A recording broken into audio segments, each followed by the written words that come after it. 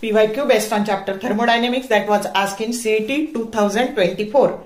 A Carnot cycle operating between TH that is equal to 600 Kelvin and TC that is equal to 300 Kelvin produces 1.5 kilojoule of mechanical work per cycle.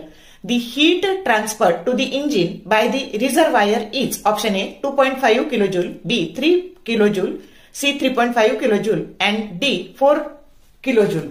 तर आपल्याला इफिशियन्सीचा formula माहितीये W/Q आणि अजून एक formula माहितीये 1 - TC/TH. हेच कसे लिहिता येतील TH - TC/TH. मग TH - TC/TH that is equal to W/Q. मग आता W दिलेले 1.5 किलोजूल, ऑप्शन किलोजूल मध्ये म्हणून हे तसंच ठेवलं आणि हे टाकले बघा तर हे झाले 1/2 that is equal to 1.5/Q आणि म्हणून Q that is equal to 1.5 × 2 3 kilojoule. तर Q काय आलं 3 किलोजूल. करेक्ट ऑप्शन डी आहे.